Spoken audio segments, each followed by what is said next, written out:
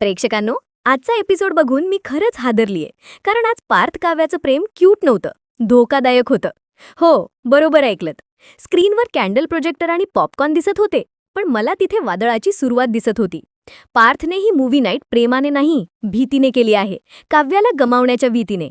आणि ती हसत होती, गाल ओढत होती, पण डोळ्यात एक गोष्ट लपवत होती. तुम्हाला कळली का? आज काव्या गरीब इन लव्ह नव्हती, तर लोडेड विथ सिक्रेट्स होती. आणि जेव्हा पार्थ तिच्या जवळ जायचा प्रयत्न करत होता, ते रोमॅन्स नव्हतं, ते इमोशनल इन्व्हेजन होतं. त्याला वाटत होतं ती त्याची आहे, पण ट्रूथ तसं नाहीये. कारण ही मुलगी फक्त सध्याच जगत नाही, ती भूतकाळ ओढत फिरतीये. आणि आजचा सगळा फेक बबल तिथेच फुटणार आहे, जिथे ती म्हणते, आज तुम्ही खुश आहात पार्थ, पण उद्या? ही प्रेमाची वॉर्निंग नव्हती, ही फ्युचर एक्सप्लोजनची ट्रेलर होती. पुढे काय होतं बघा, त्याआधी लगेच सबस्क्राईब करा. आता खरी आग सुरू होती. वसू आत्या आणि रम्या या फक्त विलन नाहीयेत, या रिलेशनशिप मोडणाऱ्या आहेत. त्यांचा प्लॅन म्हणजे दगड मारून विहीर आणि माणूस दोन्ही पाडायचे.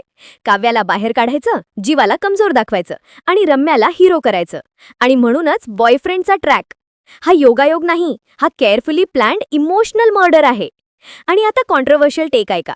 मला वाटतं काव्याचा बॉयफ्रेंड अचानक आलेला भूतकाळ नाही, तो अजूनही प्रेझेंट आहे.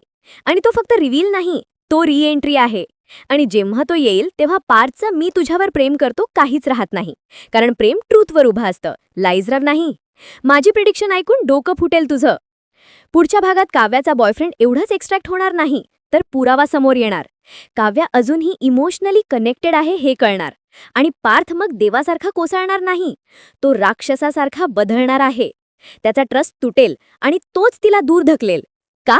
कारण ज्याचं प्रेम खोट्यावर उभं असतं, ते प्रेम तुटल्यावर माणूस बदलतो. आणि शेवटी तुला एक प्रश्न. जर काव्याला अजूनही तो बॉयफ्रेंड हवा असेल, तर पार्थ फक्त एक ऑप्शन आहे का? तुम्हाला काय वाटतं कमेंटमध्ये सांगा. आणि प्लीज सबस्क्राईब करा.